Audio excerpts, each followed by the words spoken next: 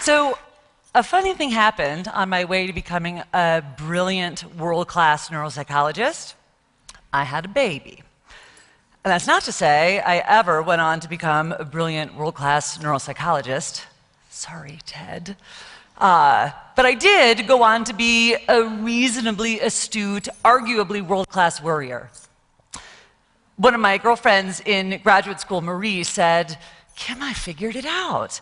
It's not that you're more neurotic than everyone else, it's just that you're more honest about how neurotic you are." So in the spirit of full disclosure, I brought some pictures to share. Oh. I'll just say, July.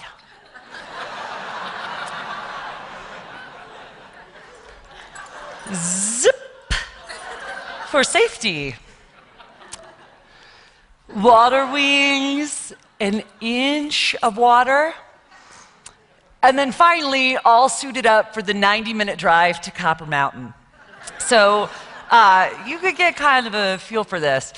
So my baby Vander is 8 years old now, and despite being cursed with my athletic inability, he plays soccer, he's interested in playing football, he wants to learn how to ride a unicycle. So why would I worry? Because this is what I do, this is what I teach, it's what I study, it's what I treat, and I know that kids get concussed every year. In fact, more than 4 million people sustain a concussion every year, and these data are just among kids under 14 who were seen in emergency rooms. And so when kids sustain a concussion, we talk about them getting dinged or getting their bell rung, but what is it that we're really talking about? Let's take a look. All right, Starsky and Hutch, arguably, yes. So a car accident, 40 miles an hour into a fixed barrier, 35 Gs. A heavyweight boxer punches you straight in the face, 58 Gs.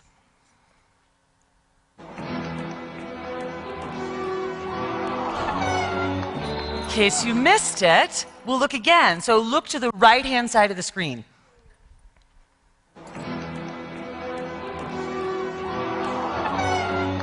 What would you say?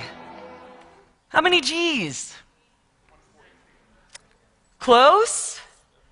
72? Would it be crazy to know 103 Gs? The average concussive impact is 95 Gs. Now, when the kid on the right doesn't get up, right, we know they've had a concussion. But how about the kid on the left, or the athlete that leaves the field of play? How do we know if he or she has sustained a concussion? How do we know that legislation that would require they be pulled from play, cleared for return to play, applies to them? The definition of concussion doesn't actually require a loss of consciousness. It requires only a change in consciousness, and that can be any one or a number of symptoms, including feeling foggy, feeling dizzy, hearing a ringing in your ear, being more impulsive or hostile than usual. So given all of that, and given how darn neurotic I am, how do I get any sleep at all? Because I know our brains are resilient. They're designed to recover from an injury. If, God forbid, any of us left here tonight and sustained a concussion, most of us would go on to fully recover inside of a couple hours to a couple of weeks. But kids are more vulnerable to brain injury. In fact, high school athletes are 3 times more likely to sustain catastrophic injuries relative even to their college-age peers, and it takes them longer to return to a symptom-free baseline. After that first injury, their risk for second injury is exponentially greater. From there, their risk for third injury, greater still, and so on. And here's the really alarming part. We don't fully understand the long-term impact of multiple injuries. You guys may be familiar with this research that's coming out of the NFL. In a nutshell, this research suggests that Among retired NFL players with 3 or more career concussions, the incidence of early onset dementing disease is much greater than it is for the general population. So you've all seen that, New York Times, you've seen it. What you may not be familiar with is that this research was spearheaded by NFL wives who said, "Isn't it weird that my 46-year-old husband is forever losing his keys? Isn't it weird that my 47-year-old husband is forever losing the car? Isn't it weird that my 48-year-old husband is forever losing his way home in the car from the driveway?" So I may have forgotten to mention that my son is an only child. So it's going to be really important that he be able to drive me around someday.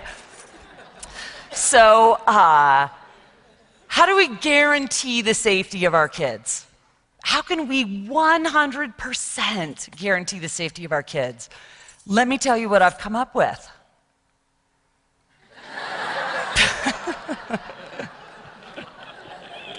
If only my little boy's right there and he's like, "She's not kidding. She's totally not kidding."